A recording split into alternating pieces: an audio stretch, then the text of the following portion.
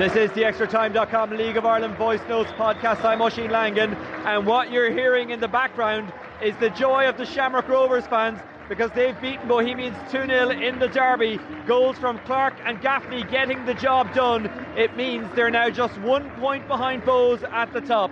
Coming up, more on this game from Vinnie Perth, who'll provide analysis. Plus, we'll hear from both camps. Dinny Corcoran, from the Bohs point of view, will tell us what he thought of it. Of course, he scored when Bohs last won here in Tallaght in April of 2019. As well as all that, we've got Paul Crowley at Weavers Park, where Derry City beat Drogheda. Neil Horgan watched Cork City lose 3-2 to St. Pat's at Turner's Cross, while Johnathan Higgins was at Eamon DC Park to watch Galway United go 10 points clear at the top of the First Division with a victory over second place Waterford.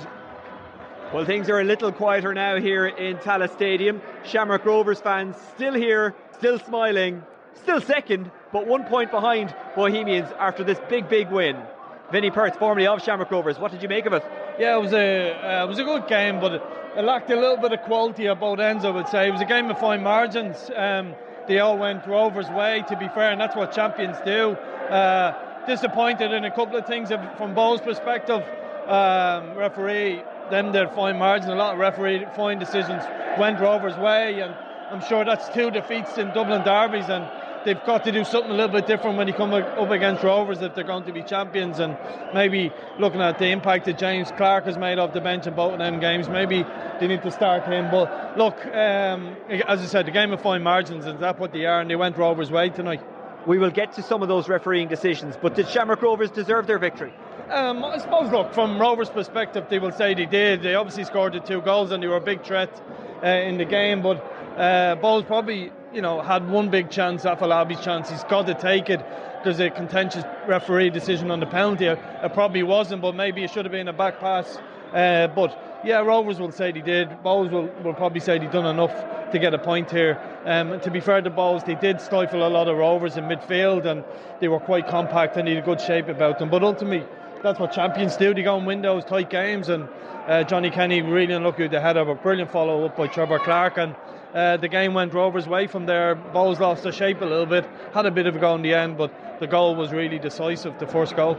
You've mentioned it a couple of times there, that penalty decision. Daniel Cleary sliding in, and I can't remember exactly who it was. He, from the Bohs' point of view, they'll say took down. From the Rovers' point of view, they'll say tackled fairly. Yeah, but was it a penalty or not in your view? Now, I know you haven't seen it back. I should make that clear for people who are listening on Saturday. Yeah, looking away, I'm looking at it from 40, 50 yards. I think where the ball goes tells you that Dan Cleary probably got something on it, but Afolabi was definitely taken down as a result of that. So it's one of them. Look, referee has the best view of it, but then the ball goes back to the goalkeeper. So if Daniel gets it, then it's a back pass and an indirect free kick. It's 1-0 at that stage, and then within a couple of minutes it's 2-0 and game over. So but there was a lot of them sort of 50-50s, never went Bohs' way, I felt, tonight, and sometimes you get that, and Stephen has talks well of Rob Hennessy, and I think they got a lot of stuff there tonight, I felt, as a neutral. Bohs did have chances though, and Poles made a couple of decent point-blank saves, one against Afolabi off to our left as we look towards the under construction North Stand in the second half, and in the first half a good reaction save from Paddy Kirk. Yeah, but I think Paddy Kirk probably could have done a little bit better, but definitely Afolabi's got to score. That's a huge chance from 1-on-1, and that's something that's probably holding Johnny back a little bit in terms of performances this season. Just hasn't had enough goals, and I think they'll come from, but that was a massive chance. That's if you're going to win the league as a Bohemians, you've got to take that chance, get back into the game and put Rovers under a bit of pressure. But ultimately, I'm not sure it was a great save. It was Afolabi gave him a chance and he shouldn't have. So that's a big moment that went Rovers' way, and as I said, that's the fine margins. Shamrock Rovers fought hard to hang on to Jack Byrne. They rejected big money. We saw again tonight how important he is. I'm probably Jack's biggest fan, absolutely, and but there's a time and a place for saying that. I think I thought Jack was just okay. I think, to be fair to Poles, their midfield three, from a defensive point of view, I thought they were really good, held a good shape. Jack probably dropped a little bit deeper than he has done over the last couple of weeks, and he played a little bit deeper, so he wasn't a real threat in the final third. So I would say, that wasn't Jack's best performance, but there's moments where he shows that bit of brilliance. they have a bit of something about them maybe out wide. Ferrugia, he can carry the ball, bring it in. Jonny Kenny is a running threat in behind. Trevor Clark, obviously, look, he finished that goal well, he reacted well, he was there when he needed to be, but like primarily I suppose his job is about getting the ball and running at teams. Yeah, I think Trevor got that's 2 goals in 2 Dublin derbies. He had a brilliant goal against Pats a couple of weeks ago, and there tonight he's just in the right place at the right time and reacted brilliantly and scored, and he's grown into this Rovers team. It looks like his fitness isn't 100% yet. He's come off in a lot of games and carrying a few niggles, but he's a real threat for them. And it's not just that, it's the strength and depth he have in those areas. And Neil Ferrugia was a brilliant cross there. He was able to check onto his onto his left foot. Brilliant cross, his natural foot, and Jonny Kenny with the header. So yeah, they've got real strength and depth. Look what came off the bench for them, and that's what for me separates them from all of the other teams in the league. Rovers are way ahead of everybody, and I think they're motoring now. It was a good night for them, and they'll rock on to the next game full of confidence. That was a big win for them, and as I said, the strength and depth they have in that squad is phenomenal. It feels strange to ask this of a team who are still second, but did we see the champions tonight? Yeah, I think, look, it's easy for me to say it. I've been saying for the last number of weeks that I think Rovers are champions, and they're comfortable champions. I think it'd be 10 points plus unless somebody mounts a real serious challenge, and we've seen all the other teams drop too many points, and while Rovers have had that bad spell at the start of the season, they now look like they're motoring. So yes, I think the strength and depth of that Rovers squad, and that's where going back to bowls and nights like tonight, Dublin derbies, these are big moments for them. They've dropped 6 points to their nearest challenges at the moment, and they've been huge in terms of bowls not being away and giving themselves a bigger platform. I know they lost, I know the gap is cut, but can Bohs take something from tonight? Yeah, look, they're competing at the top end of the table, and if you come a long way from where they were 12 months ago, can they take that from tonight? Look, it's a big challenge for me in terms of being careful what I say, but in them 2 games tonight they've been better. The first game they weren't great, but they're not laying enough of a glove on Rovers if they want to be champions. So I mean, it depends what their goal is. I think someone's got to put this Rovers team under a bit of pressure. It's up for them to do that, and I felt tonight they probably missed an opportunity by not putting Rovers under enough pressure, albeit he had how could they have done that? Moments. James Clark is one example of it. He came on in both games and had a huge impact. He slipped a brilliant ball through there to get Chris Twardick away late in the game. They brought Buckley back in for his running power, his experience, and I get that, but Keith's obviously not fit enough at the moment to be playing games, so it's a bit disappointing for them. And Vinnie, just before I let you go, there's a couple of managerial vacancies in the league at the moment. When that happens, your name is always linked to them. Have you any interest, or what's your situation? Well, I suppose my name gets linked to them, and becomes a bit of the modern world we live in now, becomes a bit of a social media pile-on, and since I've left Dundalk, I've only applied for one job, and I pulled out that job in the middle of that process because of some of the rubbish you have to listen to, whether it's Perth only won the league because he had Stephen Kenny's team, or any of that stuff. Like nothing got to do with the fact I arrived in 2012 in Dundalk at the same time as Stephen. So look, for me, I'm very comfortable where my life. Football is my passion. One of them clubs is my club in terms of where I grew up, but it's not necessarily something that I'm expecting to happen anytime soon, that I'll be back in the league. But I'll tell you what, the challenge is when, like you said, I get linked to these jobs. Some of the rubbish I have to listen to is difficult to take at times, and some of the stuff you hear. But look, I believe in myself. I think some managers got to get grips of some League of Ireland team and challenge this Rovers team, because no one is doing it well enough at the moment. So, but that's just my view. And when you look at what it takes, you look at the job, Huddersfield staying up with a really experienced manager. You look at Crystal Palace staying in the Premiership with really experienced manager. There's a reason why people go back to experienced people, and people have won league titles or won trophies or won big games before, is because they know how to do it. And I do, but whether I'm back in football in 6 months or 6 years' time, and never again, I'm comfortable with what I've already achieved. So at this stage, it is what it is, and I can't answer it.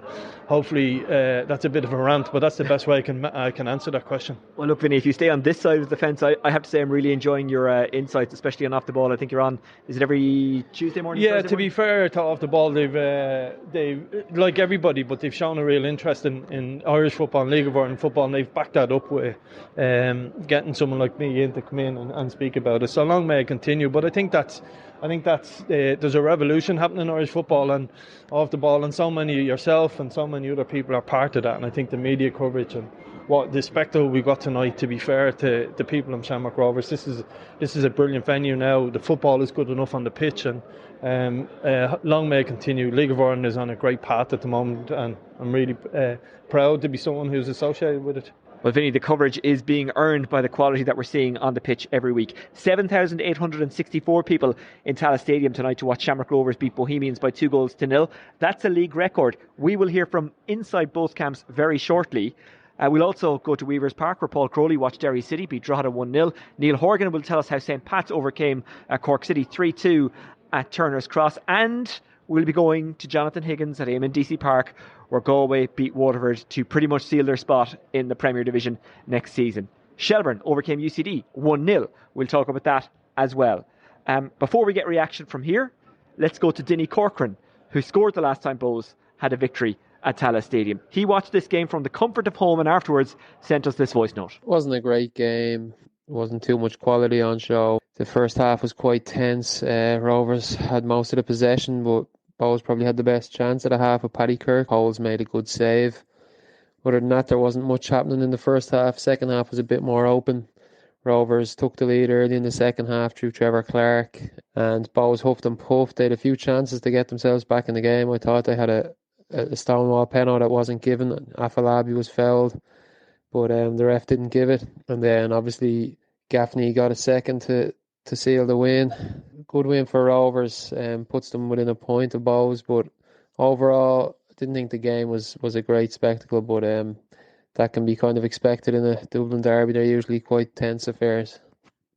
This is the ExtraTime.com League of Ireland Voice Notes podcast. Stephen Bradley, Shamrock Rovers head coach. A 2-0 victory against Bohemians. Wins are always good. Are they even better when it's a derby?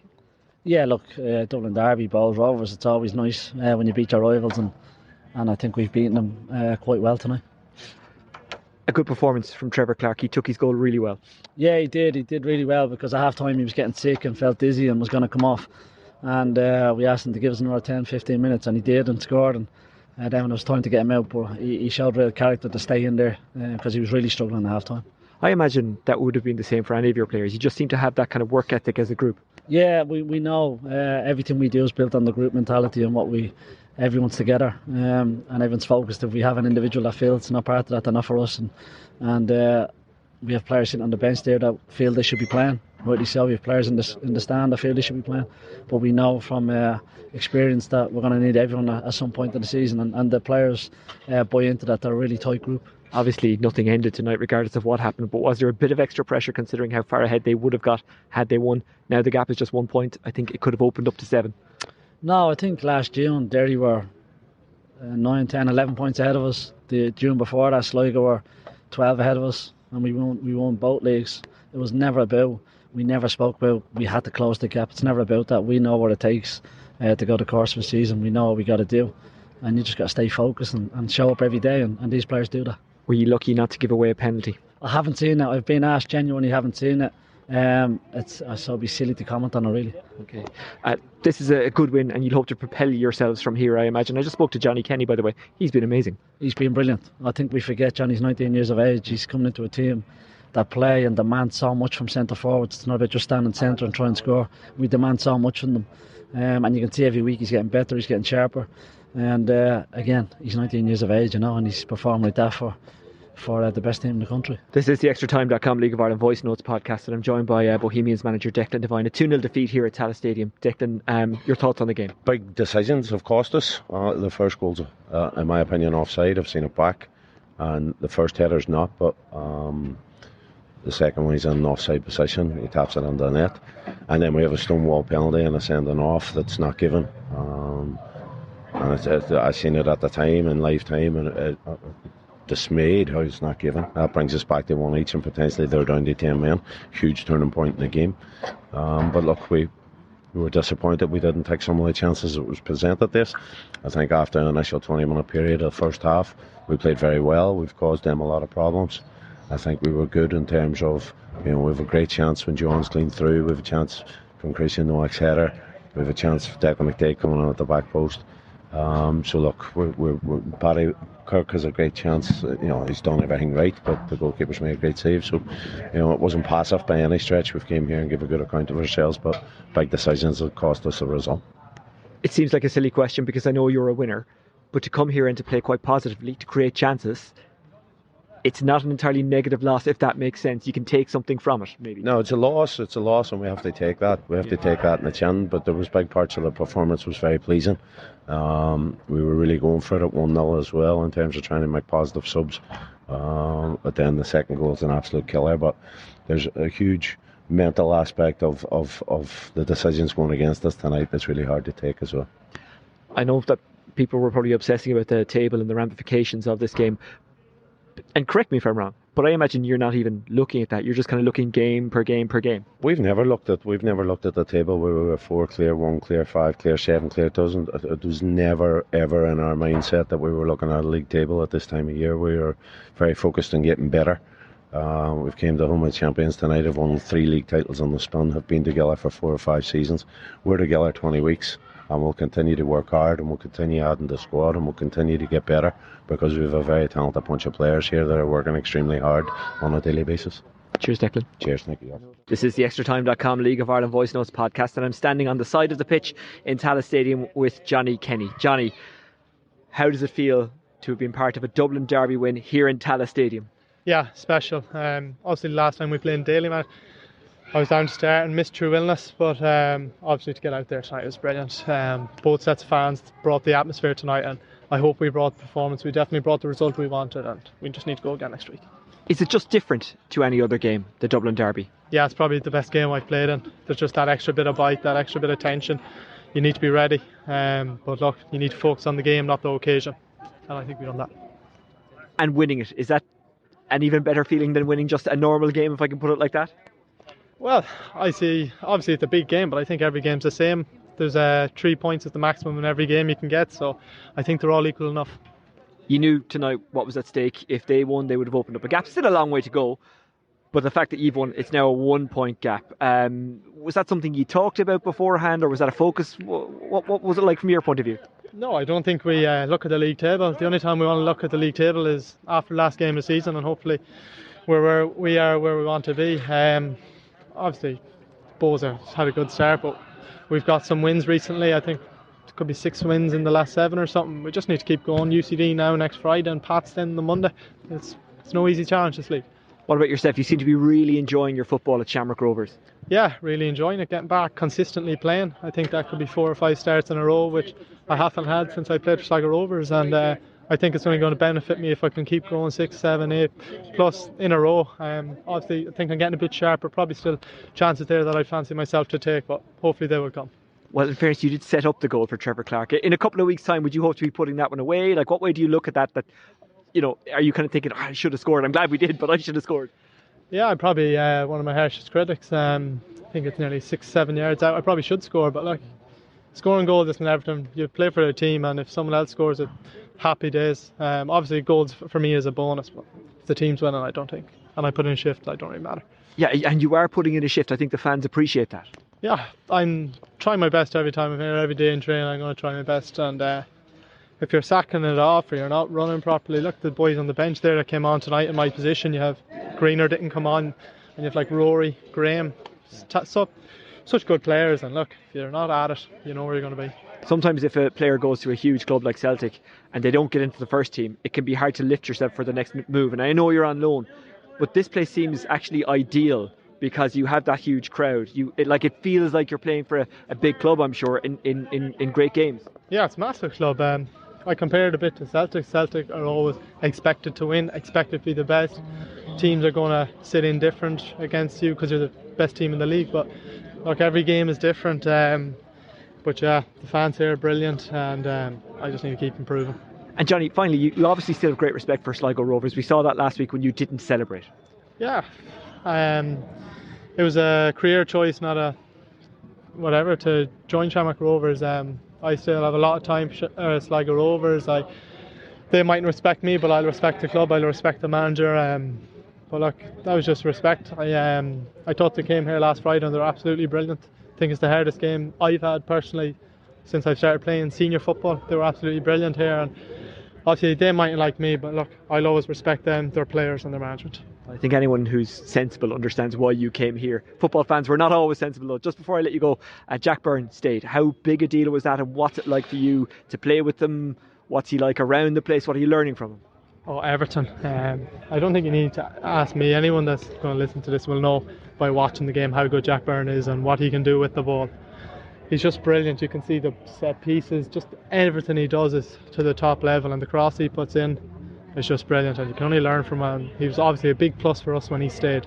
So yeah, Jack's going to be brilliant for us. Johnny, appreciate your time. Thanks for joining us. Thank you very much. This is the ExtraTime.com League of Ireland Voice Notes podcast. I'm Oisin Langan, and that is all the reaction from Tallaght Stadium, where Shamrock Rovers beat Bohemians by 2-0.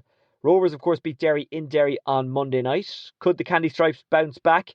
Well, last night, as you listen, away to Drogheda United at Weavers Park. Well, the answer is yes. They won 1-0. With a bit more detail on that, former Drogheda and Shamrock Rovers player Paul Crowley, who was there for LMFM and LOI TV, and afterwards sent us this voice note. Derry City go away with the 3 points with a 1-0 win. Wasn't so easy for them. Started the game very well in the ascendancy, kept possession, moved Drogheda, worked Drogheda for about 20 minutes, Drogheda unable to get a foothold in the game. They capitalised on that with Adam O'Reilly's strike. Bit of luck around the edge of the box, about 25 yards out. Only 12 minutes gone. Struck it really well. Colin McCabe, no chance. 1-0. Where you would have thought they would have capitalised and pushed on a little bit, Drogheda came back into the game and had a fantastic chance through Freddie Draper. Darren Markey and Grimes involved out wide. Ball went into Ryan Brennan, but an audacious touch around the corner. Freddie Draper read the situation brilliantly. Brian Maher and his defence came out to smother the ball.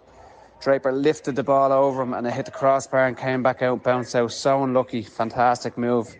That was on the 43rd minute to get back into the game. So at half time instead 1-0 Derry City. Derry City again, the second half came out. They didn't finish the first half well. I'd say Rory Higgins had something to say at half time. They started really well again the second half, but it didn't last as long. 10 or 15 minutes again, Drogheda clawed themselves back into the game. Not a lot in it for large periods. No clear-cut chances. Until the 76th minute again, Ryan Brennan involved. Lovely ball into feet. He clipped it around the corner for Markey. You're thinking Markey's on the byline. Can he pull the ball back? He dinks the ball perfectly over Mar. Freddie Draper's only 4 or 5 yards out. He has to score. You're just waiting for the net to ripple. Mar scrambles himself back across. Draper heads the ball from where Mar was coming from, which was the big problem. Mar was able to get a block on it and keep it out. And 4 yards out, he has to score. Would have made it 1-0.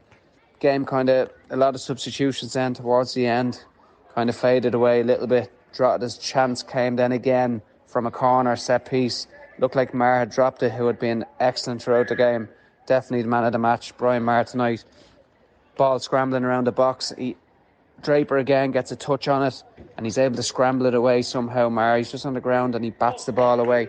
That ended up being Drogheda's last chance in the game, really. Derry City, a bit of experience then just to see the game out. You're wondering, can they hang on for a 1-0 win, which was important with Shamrock Rovers obviously beating Bohemians tonight. They did. So, listen, as a lot of teams have found it here, it's been a really hard place to come, and Drogheda made that again. Same situation for Derry City tonight, so they'll be delighted with the 3 points. This is the ExtraTime.com League of Ireland Voice Notes podcast, and that was Paul Crowley watching Drogheda lose 1-0 at home to Derry. Both Cork City and St Patrick's Athletic parted ways with their managers during the week. They met at Turner's Cross last night as you listen. St Pat's coming out on top with a 3-2 win. Watching that one for us, former Cork City SC fullback Neil Horgan. A very entertaining, if ultimately disappointing night in Turner's Cross for the Cork City fans. Ended 3-2 in favour of St Pat's. Cork City started very well in the first half, a kind of response from their loss of their manager during the week and recent bad results. The City faithful were rewarded in the first half. 2 goals from O'Brien Whitmarsh, and Tunde responded to Pat's early goal from Conor Carthy. After the break, where City fans would have been very happy with their performance in the first half, Pats came into it, and unfortunately Cork City managed to ship a few goals in a manner that will leave question marks for the incumbent staff at Cork at the moment. A lovely goal by Jake Mulroney, where he cut inside Josh Honohan before lovely left-footed shot into the top corner had Pats back at 2-2, and Pats were full value for the win in the end, really. Adam Murphy on the end of a lovely ball from Chris Forrester provided the winner. Cork didn't really threaten after that, but overall 3,300 roughly fans of Cork City are still looking at the above them, and Cork will be looking at how they can hopefully stay ahead of UCD and perhaps catch the likes of Drogheda at this moment in time. Pats look like they can string a good few results together. They could threaten Europe the way they came back in the second half, and the likes of Jamie Lennon and Chris Forrester really showing their experience and ultimately dominating. Where in the first half, in fairness, the change Cork City lineup had them dominating the match for the first half. Cork started with 5 at the back and 3 in midfield and 2 up top with Tunde and Keating in what seemed to be a structure that suited Cork in the first half, but ultimately they come away without any points, and it's more of the same in respect of giving away goals too easily. For a neutral, it would have been a very entertaining night, and St. Pat's go back at Richmond Park happy campers. 3-2 to St. Pat's. Well, that's almost it from the Premier Division. Shelbourne had a great win against UCD, 1-0 the final score. Shane Griffin with the goal in the first half. Reaction to that available now through the LOI TV social media channels and of course the Shelbourne social media channels. I've nothing against Shells. I know it probably seems like I do because we haven't covered them a whole pile in the last couple of weeks. I just couldn't get anyone at Talca Park, but we will do lots on Shelbourne in the coming weeks and months. Right, let's go to the First Division. Galway United beating Waterford 2-1 in front of a packed house at Eamon DC Park. It means they're now 10 points clear at the top.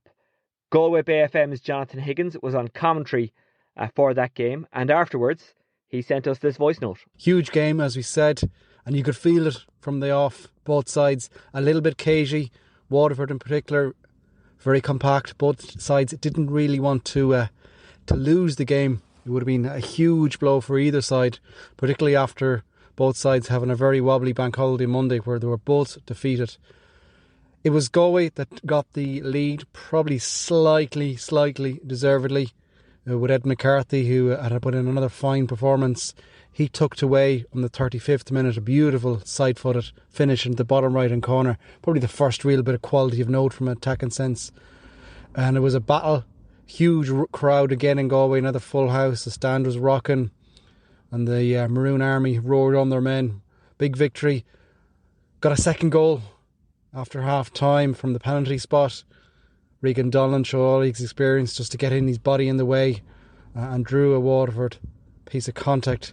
And Galway have had their penalty problems to date, but David Hurley just disregarded all of that. A beautiful little finish into the bottom corner, give the eyes, and a couple of bit of shuffles to the keeper. Waterford though really turned it up then and put the heat on, got one back. Of course, I don't need to tell you who scored. Their goal machine, Mr. Coughlin, and that set up a grand stand finish. Waterford pretty much threw everyone up top. Galway were desperately getting defenders on to try and counteract it. It was a battle, it was a scrap, but in the end Galway hung on, and the huge roars, huge scenes at the end, and it felt like a big victory because it was a big victory. There's still a long way to go, but that feels like a huge victory from John Caulfield's side. Full time in NBDC Park, Galway have defeated Waterford United by 2-1. So Galway looking good for promotion. In the night's other games in the First Division, Kerry FC losing 3-2 at home to Longford Town, Wexford drawing 1-1 with Bray Wanderers, Cove Ramblers beating Finn Harps by 4-1, and Treaty United overcoming Athlone Town by 2-1. What does all that mean for the table? Well, let's have a look. Galway, 10 points clear of Waterford on 36 points. Waterford second on 26. Cove Ramblers third on 21. Athlone fourth on 19. Bray fifth on 17. Treaty United sixth on 16. Wexford seventh on 15. Longford eighth on 14. And Finn Harps second from bottom on 14. And Kerry FC remaining bottom on 2 points. The Premier Division table. Well, we've already talked about it. Bows still on top, but only by 1 point following their defeat away to Shamrock Rovers in Tallaght Stadium. Shamrock Rovers second on 27 points. Derry third on 25 points. Shelbourne, following their win against UCD, fourth on 21 points. St. Pat's just 1 point behind Shelbourne. They're on 20 points in fifth. Dundalk in sixth on 19 points. Sligo, who they play most likely tonight as you're listening. Well, they play them on Saturday night. You're most likely listening on Saturday. So that's why I said most likely tonight. Anyway, I'm over-explaining. Dundalk and Sligo Rovers meeting on Saturday night at the Showgrounds. That's live on LOI TV. They're both kind of mid-table. Dundalk 6th, Sligo Rovers 7th. Drogheda in 8th position on 14 points. Cork City 5 points behind them in 9th. And UCD, well, they're bottom on 6 points. So let's wrap it up with the fixtures. One game in the Premier Division on Saturday evening. Sligo Rovers taking on Dundalk. In the Women's Premier Division, there's a full range of games. At 3 o'clock, Bows taking on Sligo Rovers. At 4, DLR Waves hosting Wexford Youths. At 5, Galway United take on Treaty United. Also, it's actually at 5:30, not 5. Shamrock Rovers hosting Cork City. And at 7 o'clock, Athlone take on Shelbourne.